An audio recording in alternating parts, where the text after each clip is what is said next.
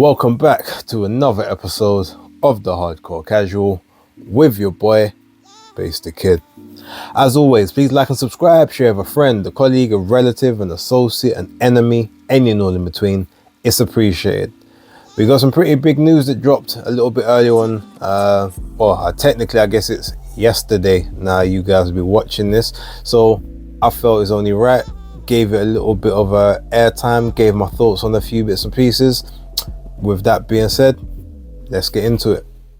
So it looks like Jaron Boots Ennis, or as I call him, Jaron Barefoot Ennis, Jaron Crocs Ennis, Jaron Socks Ennis. If you know, you know why. But yeah, look, it looks like he finally got his unification that he's been after.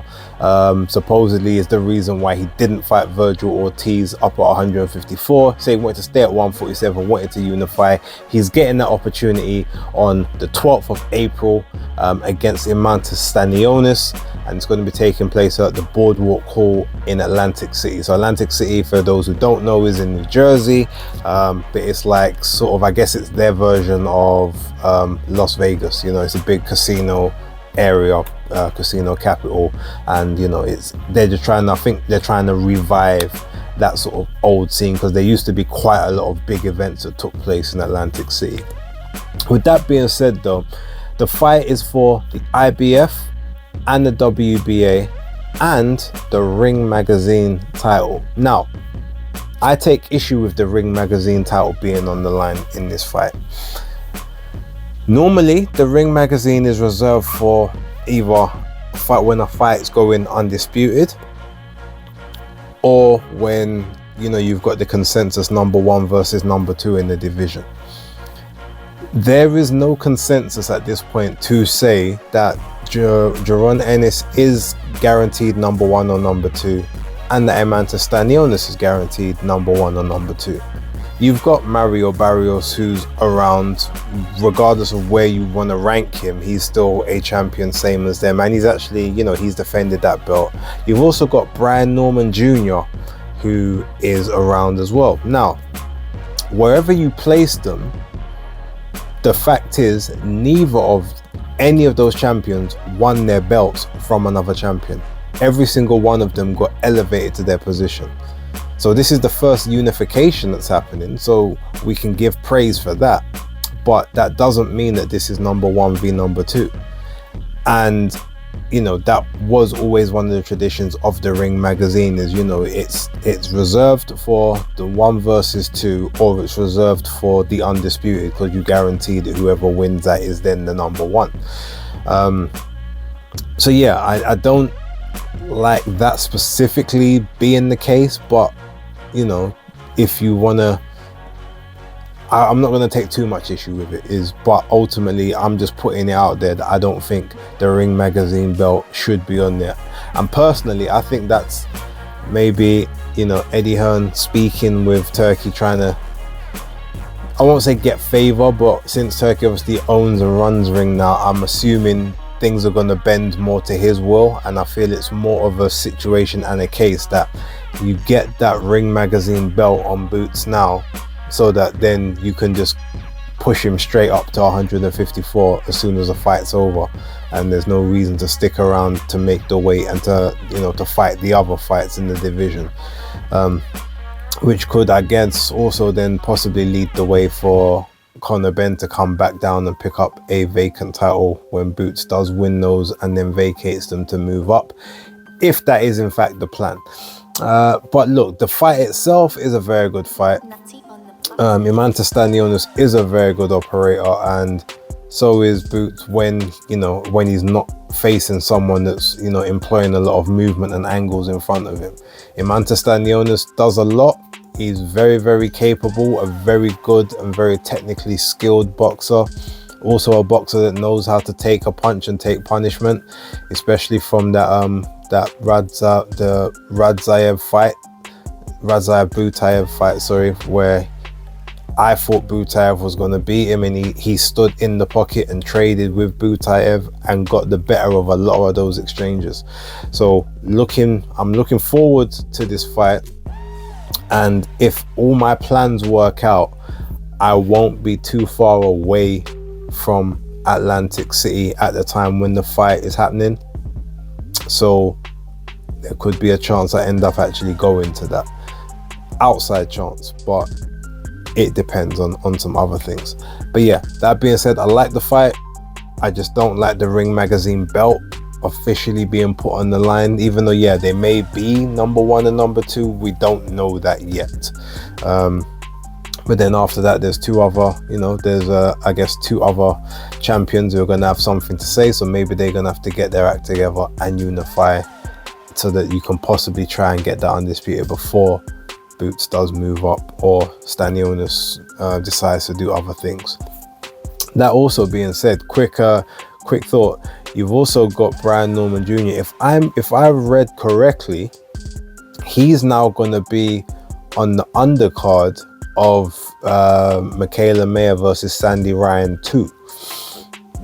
And I think he's fighting the same opponent that was scheduled before that I think they had to pull out of due to an injury, or someone got injured in that. It's just funny, like, you went from, demanding over 2 million to face Boots to fighting on Michaela Mayer's undercard. Chances are you won't be making more than, at best, 600,000 at best. And I don't even think you'll make that much, because Michaela and Sandy will probably make 900,000 to maybe $1 million each. So I doubt you're going to make more than the main event. So yeah, I mean, talk about, what they say, hustling backwards. Talk about bad management. I won't talk about it. Right, and lastly, so we spoke in the last video about Chris Eubank Jr. and Conor Benn finally being signed, taking place on the 26th of April. We've got the confirmed venue now, will be the Tottenham Hotspur Stadium. So, I mean, look, good luck to the people that don't drive in terms of the public transport links. It's not the easiest of places to get to, but amazing stadium. I haven't had the fortune of actually being fully inside, but I have seen it before. I saw when it was being constructed as well. It's another story, but the main point is the undercard has now been revealed for the entire event. It's a 5-fight card in total. They haven't given any prospect fights or such as of yet. There could be some. But the undercard itself, so I've got all the fights in front of me. Vidal Riley and Chevron Clark, I believe that will be the one opening the show. You've got Chris Billum Smith versus Brandon Glanton. You've got Anthony Yard and Lyndon Arthur having the trilogy that nobody asked for. You've got Liam Smith against Aaron McKenna, and then obviously you've got the main event. Now, my thoughts. Obviously, bearing in mind this isn't Riyadh season, so it's not one of those type of cards. But there's actually 2 fights on this card that I am very, very interested in watching. And funny enough, based on the order that I can see on BoxRec, it's the last 2 fights, or I should say the bottom 2 fights, which is Vidal Riley versus Chevron Clark. I think that would actually be a very, very good fight. And Chris Billum Smith versus Brandon Glanton. I actually think that could end up being quote-unquote fight of the night.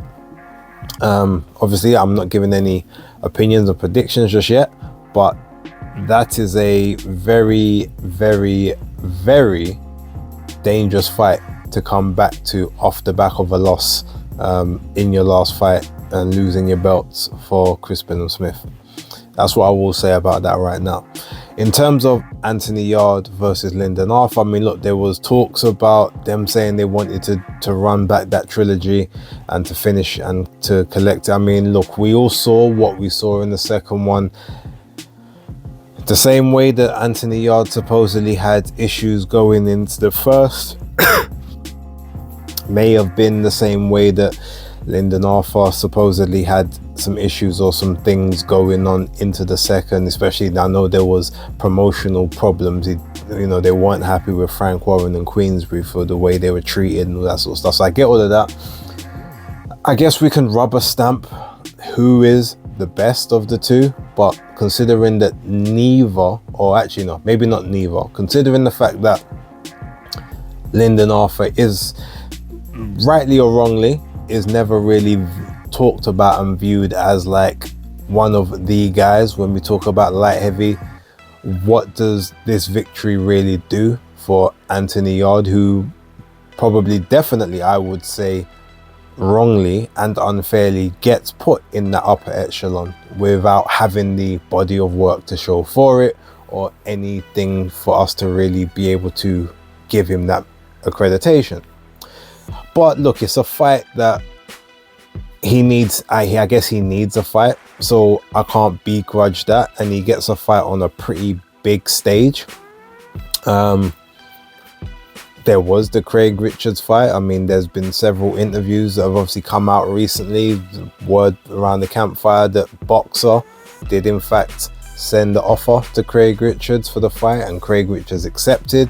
And then it was Anthony Yarde's team that, I'm not saying Yarde exactly, but the Yarde's team rejected that.